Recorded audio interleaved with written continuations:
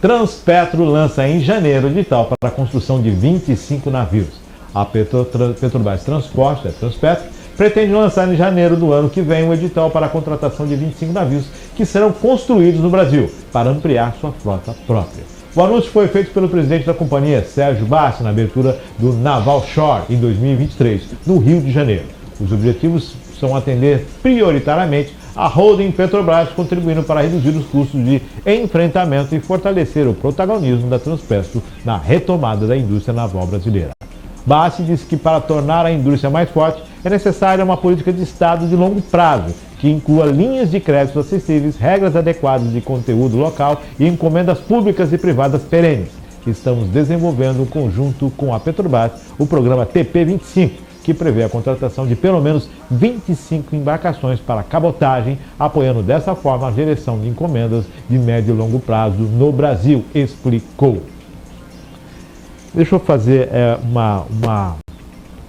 Primeiro, deixa eu dar os parabéns para esse governo, o governo Lula.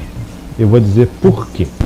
Na primeira gestão dele, ele aprovou a contratação de 36 naves, que são as embarcações. E agora mais 25. No mundo, naquela época, eram 600 naves de déficit, ou seja, 600 navios para atender a demanda mundial. Parabéns. Foram 36 e agora, o ano que vem, 25. A indústria naval, ela tende a crescer. Um navio leva 5 anos para ficar pronto. E são vários empregos que são feitos. Então, realmente, é fomentar uma economia e de uma empresa que precisa disto. E claro, está se falando aqui na iniciativa privada também. Positivo. Eu falo tudo isso porque eu quero trazer essa visão, esse panorama para a região da Baixada Santista, onde no primeiro mandato do presidente Lula cogitou-se na cidade a construção de um estaleiro. Por quê? Porque se tem a siderúrgica, se tem o porto e se tem as áreas. Veja bem, o governo Lula volta e a cidade não conseguiu avançar no estaleiro, a região, no porto e muito menos na sua siderúrgica.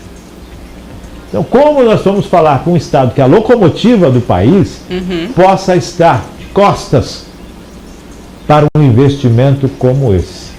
Aí eu me pergunto, onde estão as forças políticas que não observam uma chance desta para uma região em desenvolvimento de um Estado que tem o maior porto da América Latina e que não entende a competitividade para a sua indústria siderúrgica, que está realmente em defasagem, não é a siderúrgica de anos atrás, e a cidade que tem dentro de uma região que necessita de emprego.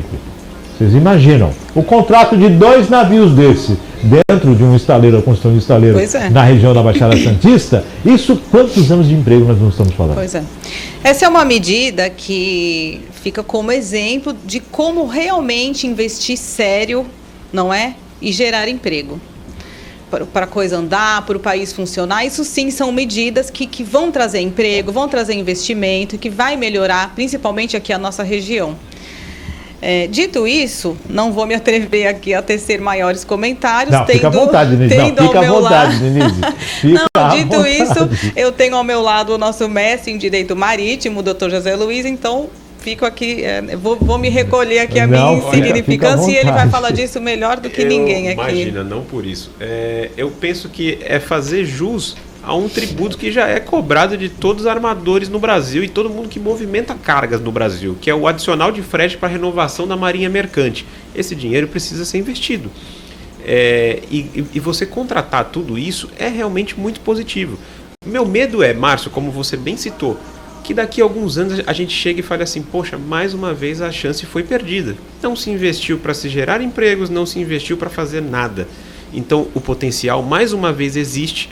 Nós temos um porto que é o maior porto do hemisfério sul no mundo e que ele precisa ser aproveitado, minha gente. Inclusive aqui na Uzi Minas temos um porto, né? Exatamente, tem um porto exclusivo. Seco para a construção de estaleiro, está aí. Tem um porto exclusivo que precisa ser utilizado e dar uma finalidade para aquilo, né? Então, espero realmente que não seja mais uma vez uma oportunidade perdida. Ali naquela reportagem se falou também sobre a cabotagem. Como é que o Brasil, com 7 mil quilômetros, não explora direito a cabotagem? Isso A foi gente aprovado transfere... na época a permissão da cabotagem foi aprovada na época do Fernando Henrique Cardoso, se não me engano. Exatamente, foi aprovada. Houve agora um incentivo através da BR do mar, só que fica tudo muito nebuloso, muito parado, infelizmente. E é necessário. Acho que a partir do momento que a gente investir na infraestrutura dos nossos portos, a gente conseguir fazer as coisas melhorarem, o custo do nosso país vai baixar. O feijão vai ficar mais barato, o arroz vai ficar mais barato. Então, investir no transporte marítimo, que é 95% do transporte do mundo, é necessário. Você disseste bem aqui, Júnior, só para referir essa questão, nós temos o aço, nós temos o porto e nós temos a área. Por que não ter o estaleiro? Acho que falta só a vontade política e começar a obra. A gente precisa fazer. E a nossa região merece isso. E temos o comprador, 25 naves. Volto a frisar. Quando começou a primeira gestão do Lula, foram 36. E agora, isso fora as plataformas, fora toda uma situação que é necessária. É possível, né? Só um pequeno comentário. A Coreia do Sul, através da Hyundai, ela fabrica navios para os grandes armadores do mundo, e o tempo de construção deles, você falou em 5 anos, eles conseguem te entregar um navio com 2 anos. Eles têm um know-how absurdo sobre essa construção naval. A nossa vai começar a engatinhar. Mas por que a gente não pode mirar uma Coreia do Sul e ser uma potência? Precisamos disso. Faz uma colaboração, faz um tratado, traz um pessoal para dividir tecnologia, exato, know-how, avançar, né? É muito melhor. Lembrando, se disseste bem quanto à questão da cabotagem, a gente lembra da riqueza do Brasil em transportar banana para outros países, né? E o Brasil exportava de trem, exportava de caminhão. E aí o que aconteceu com o preço da banana? Começou a chegar de navio lá. Exato. E aí perdeu-se o mercado. E essa é a cabotagem. No Brasil você pode acabar com o custo do transporte com muito mais facilidade, né? Sim, reduzir bastante. Transportar tudo no Brasil através de caminhões, com todo respeito aos caminhoneiros, é um erro.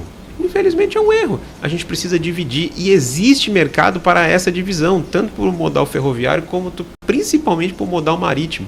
É necessário. Até para não ficar refém também, né, do combustível. Fala-se o aumento da gasolina. Tudo vai aumentar. Inclusive o arroz e o feijão, que o Dr. José Luiz citou, na prateleira vai aumentar. Porque se a gasolina sobe, o frete, por consequência, sobe. E isso vai ser repassado na ponta da linha. E é ali que todos os brasileiros são iguais, né? Exatamente. Na gôndola do supermercado. Sim. Todos iguais. Independente, lógico. Alguém paga, tem mais para gastar, mas tem menos, mas está ali para todo mundo nessa situação.